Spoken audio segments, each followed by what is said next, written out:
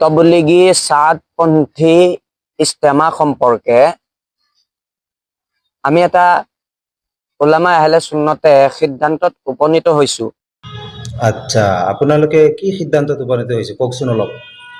প্রচলিত যে সাতপন্থী তবলিগী ইজতেমা এয়া টোটেলি বিদাত হয়।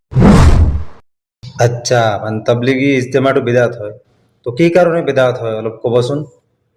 যে সাতপন্থী ইস্তেমা এটো কোরআন সুন্না বিরোধী এটা ইস্তেমা হয়।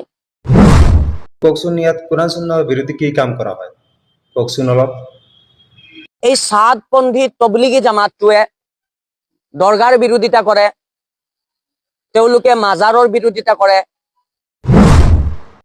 আপুনি এতিয়া লাইনত আহিছে, দৰগা আৰু মাজাৰৰ বিৰোধিতা কৰে, এইটো মানে কোৰআন সুন্নাহৰ বিৰোধী হৈ গ'ল। এতিয়া দৰগা মাজাৰৰ বিৰোধিতা কৰা মানে কোৰআন সুন্নাহৰ বিৰোধী কৰা, এইটো ক'ব বিচাৰিছে আপুনি। আচ্ছা, ইয়াৰ পিছত কওকচোন আৰু।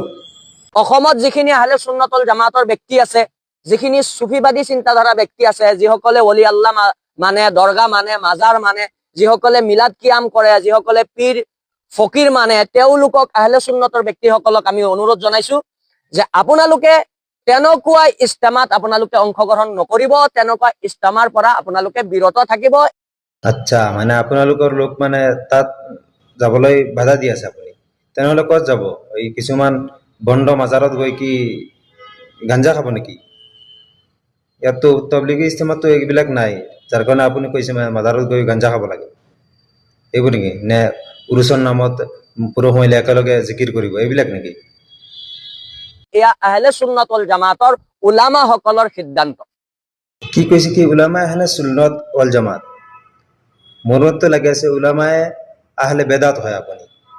আপোনালোকৰ মাজত বেদাতৰ অভাৱ নাই। যি আপোনালোকে যি কাম কৰে, মিলাদ কিয়াম, এইবোৰ বেদাত নহয় জানো? এইবিলাক বৈধ, কিন্তু তাবলিগী ইজতেমাখন বেদাত হৈ গ'ল। তাবলিগী ইজতেমাত কি কৰা হয়? কোনটো কাম বেদাত কোৰআন সুন্নাহ বিৰোধী? তাবলিগত কি কাম কৰা হয়? বেদাত কি কৰা হয়? এবাৰ বই দেখিব কি বেদাত কৰা হয়। কিন্তু আপোনালোকৰতো বহুত বেছি বেদাত কৰি আছে, তবলিগত কোনো বেদাত নাই। এতিয়া ক'ব যে এই প্ৰচলিত তবলিগটো বেদাত, কোনটো নিয়মত, কোনটো পথ অৱলম্বন কৰিব লাগে তবলিগৰ কাৰণে, ইছলামৰ দাৱত দিবৰ কাৰণে?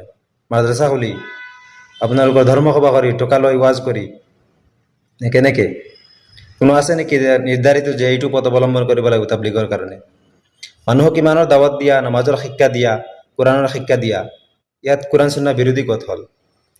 উম্মতৰ মাজত আৰু ভেদাভেদ নকৰি